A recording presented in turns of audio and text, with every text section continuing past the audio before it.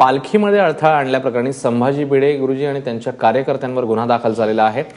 पुण्याच्या डेक्कन पोलिसांमध्ये हा गुन्हा दाखल झाला आहे। मंदार गोंजारी आपल्या सोबत आहेत। मंदार, काय नेमके अपडेट्स आहेत या संदर्भातले?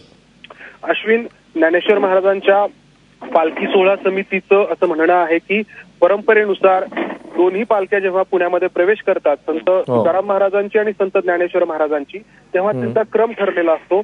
सर्वात आधी तुकाराम महाराजांची पालखी असते, त्यानंतर जबरसेठ वाणी यांची पालखी असते, त्यानंतर तिसऱ्या क्रमांकावरती संताजी महाराज जगदाने यांची पालखी असते आणि चौथ्या क्रमांकावरती ज्ञानेश्वर महाराजांची पालखी असते।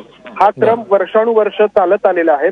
मात्र गेली 3 ते 4 वर्ष संभाजी भिडे गुरुजी आणि त्यांचे कार्यकर्ते ज्ञानेश्वर महाराजांच्या पालखीच्या पुढे चालतात आणि त्यांच्या हातामध्ये शस्त्र असतात असा दावा पालखी सोहळा समितीकडून केला गेला आणि काल या मुद्द्यावरती डेक्कनच्या गुडलक चौकामध्ये पालखी अडवण्यात आली। संभाजी भिडे गुरुजी आणि बाकीच्यांना दूर केल्याशिवाय आम्ही पुढे जाणार नाही असा पवित्रा अभय टिळक जे सोहळा समितीचे अध्यक्ष आहेत आणि इतर सोहळा समितीतील लोकांनी घेतला। त्यानंतर पोलिसांना त्यामध्ये यावं लागलं आणि त्यानंतर पोलिसांनी हा गुन्हा नोंद केलेला आहे।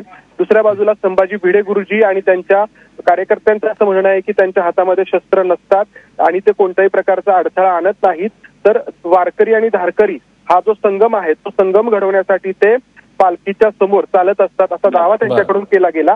मात्र सोहळा समितीने दिलेल्या तक्रारीनंतर आता पोलिसांनी गुन्हा नोंद केलाय। अश्विन, मंदार, धन्यवाद या माहितीबद्दल।